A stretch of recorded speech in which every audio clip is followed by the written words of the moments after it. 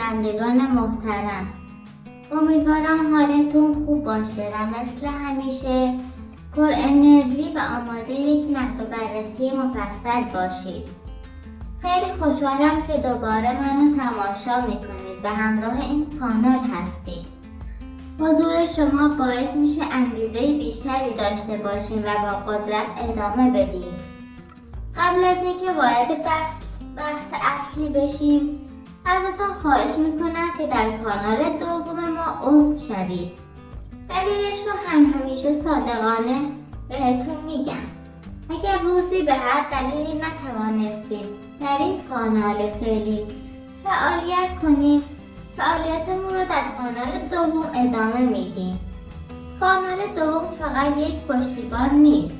اونجا زندگی روزمره، آشپزی و کارهای واقعی بدون هیچ صحنه‌سازی رو برای شما به اشتراک میذاریم.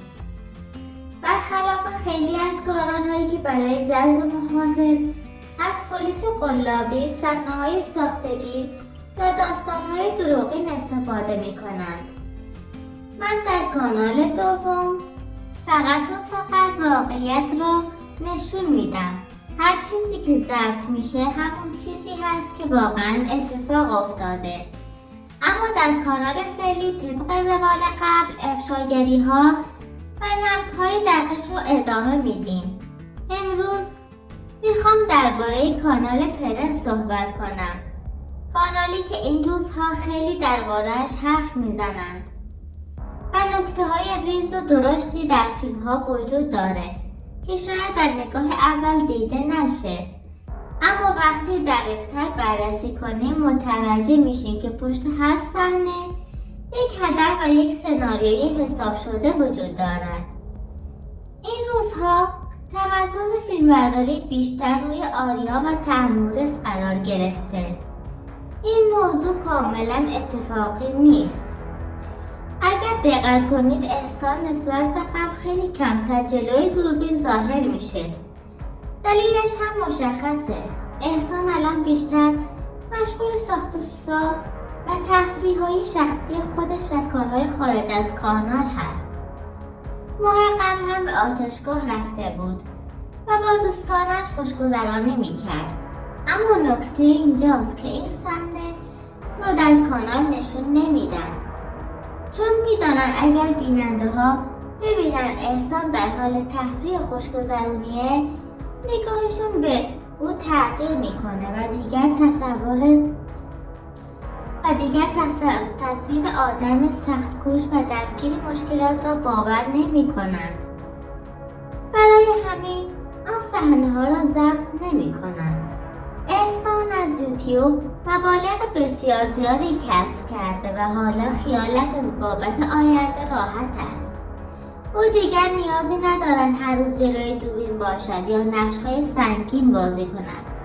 اما تحمورث هنوز در مرحله‌ای است که باید تلاش کند. باید فیلمبرداری کند. باید سناریو اجرا کند تا بتواند ثروت بیشتری به دست بیاورد. به همین دلیل است که این روزها نقش اصلی بیشتر روی دوش آریا و تحمورث افتاده. اگر به فیلم‌ها دقت کنید می‌بینید که سناریو طوری طراحی شدن که آریا همیشه در حال کار کردن، ساخت و ساز یا کمک کردن است. اما واقعیت پشت صحنه چیز دیگریه. بسیاری از کارها توسط اپراتور، کارگرها و افراد پشت صحنه انجام می شود و فقط یک بخش کوچک از آن برای فیلمبرداری ضبط می شود. مخاطب تصور می کند که آریا تمام کارها را خودش انجام می دهد. در مورد تحمورث هم همین موضوع صدق می کند. او هنوز به اندازه احسان ثروت ندارد و مجبور است فیلمبرداری را ادامه دهد.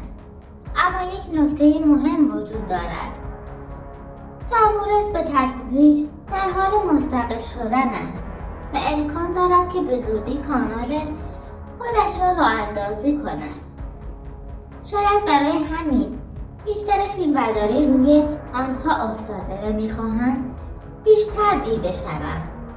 شاید در آینده تصمیم بگیرد کانال جدید خودش را راه اندازی کند و دیگر وابسته پرن نباشد. او حالا شناخته شده است، مخاطب دارد. اگر کانال جدیدی بسازد، بینندگان او را حمایت خواهند کرد. در همین حال احسان با اینکه کمتر جلوی دوربین است، اما همچنان نقش مهمی در پشت صحنه دارد. او با درآمد یوتیوب زندگی راحت‌تری برای خودش ساخته و حتی شنیده شده که در برخی شهرهای بزرگ خانه‌هایی برای آینده خودش و خانواده‌اش خریداری کرده. این موضوع در فیلم‌ها نشان نمی‌دهند چون نمی‌خواهند مخاطب متوجه شود که وضعیت مالی احسان بسیار بهتر از هر چیز و هر کسی دیگری است که در کانال فعلی واقعیت‌های اصلی و زندگی اصلی را نشان نمی‌دهند. در مقابل تحمورس هنوز در مرحله رشد است. او باید فیلم بسازد، باید سناریو اجرا کند و خودش را در معرض دید نگه دارد تا بتواند درآمد بیشتری کسب کند. به همین دلیل است که این روزها تمرکز اصلی فیلم‌ها روی اوست. حتی برخی از صحنه‌ها طوری طراحی شده که تحمورس فردی سخت‌کوش، مظلوم یا درگیر مشکلات نشان داده می شود تا احساسات مخاطب را درگیر کنند و مخاطب بیشتر به تماشای آنان بپردازند. در این قسمت ماجرا از همان جایی شروع می شود که تحمورس ادعا می کند از بیمارستان مرخص شده و حالا قرار است به شهر خودش برگردد. اما از همان لحظه اول یک چیز عجیب به چشم می آید. او ابتدا به آریا می گوید رفته بودم پیش رفیقهایم، بعد هم کمی دارو خریدم. این جمله اول تناقض بزرگ داستان است. چرا باید کسی که ادعا می کند بیمارستان بوده ناگهان حرفش را عوض کند و بگوید پیش رفیقهایم بودم؟ اگر واقعا بیمارستان بود چرا باید مسیر حرفش را تغییر دهد؟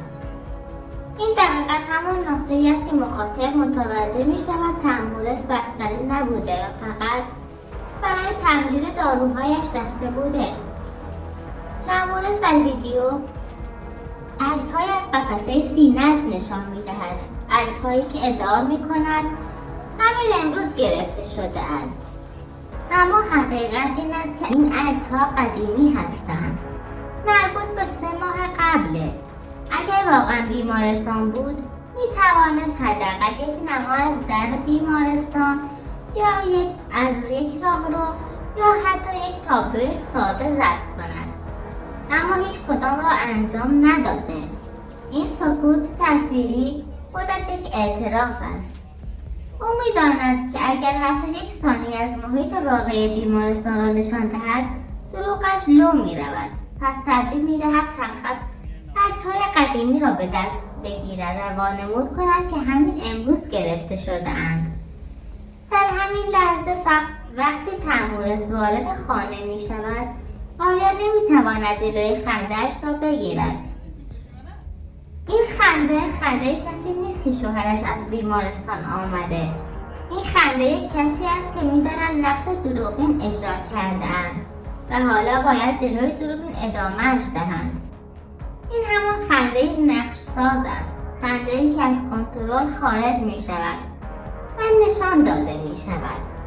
برای اینکه رفتار تحمورس را بهتر بفهمیم باید کمی به گذشته او نگاه کنیم. در اصفهان پدرش کارش ایزوگام بود، یعنی نصب عایق ایزوگام، مردی زحمتکش که سالها با کار و سخت کوشی زندگی خود را جلو برد. در یکی از ویدیوهای قبلی توضیح داده بودم که مادر واقعی تحمورس به خاطر باز بودن گاز اصلی و آتش سوزی فوت کرده. حادثه تلخ که زندگی این خانواده را از هم پاشید. بعد از چند سال پدر تحمورس که مرتضی نام دارد با زنی دیگری ازدواج کرد. زنی که مثل یک مادر واقعی برای تحمورس زحمت کشید و او را بزرگ کرد. این زن ستون آرامش و خانه بود. جمشید برادر تحمورس مجرد است و هزینه عروسی را ندارد. او بارها به اطرافیان گفته تحمورس خسیس است، اصلا به ما کمکی نمی کند. این حرفها از روی حسادت نیست، از روی درد است. چون تحمورس درآمد خوبی از یوتیوب دارد، اما حتی جواب تلفن خانواده را هم به سختی می دهد. این همان بی‌تفاوتی خانوادگی است که کم کم تبدیل به یک زخم شده است. تحمورس دقیقاً همان مسیر را می رود که پرن رفت. وقتی پولدار شد رفتارش تغییر کرد. پول شخصیت انسان را نمی سازد، اما اگر کسی پایه اخلاقی محکمی نداشته باشد، پول می تواند او را از مسیر اصلی دور کند. تحمورس حالا درآمد خوبی دارد. دنبال بازدید است. دنبال نقش‌سازی است. دنبال مظلوم نماییه. اما در این میان خانواده‌اش را فراموش کرده. جمشید هنوز مجرد است. هنوز هزینه عروسی را ندارد و منتظر کمک برادر بزرگتر است. تحمورس باید به او کمک کند، نه فقط به خاطر پول، بلکه به خاطر مسئولیت خانوادگی. این همان چیزی است که هر برادر بزرگ باید بداند. ثروت فقط برای خرج کردن نیست، برای ساختن زندگی اطرافیان هم هست. حالا دوباره برگردیم به ویدیو. همانطور که گفتم تحمورس در بیمارستان نبود. عکس‌های قدیمی را نشان می‌دهد. حرف‌هایش تغییر می‌کند. آریا هم می‌خندد. هیچ تصویری از بیمارستان وجود ندارد. معمولا وقتی آنها به بیمارستان می‌رفتند، یک تصویر از همان بیمارستان هم به نمایش می‌گذاشتند. این همان سناریوی بیمارستان جعلی است.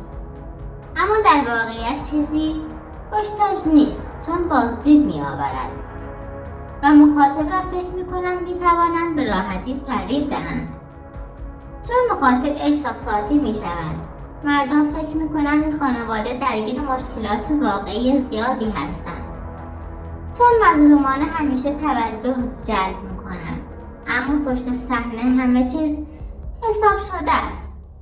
هیچ کسی بیمارستان نبوده و هیچ کسی هم بستری نبود. این فقط یک نمایش است. در پایان این قسمت یک نکته مهم وجود دارد. تحمورس باید به خانواده‌اش برگردد، به آنها کمک کند. باید به جمشید کمک کند. باید به پدرش احترام بگذارد. باید زحمات همسر پدرش را ببیند. باید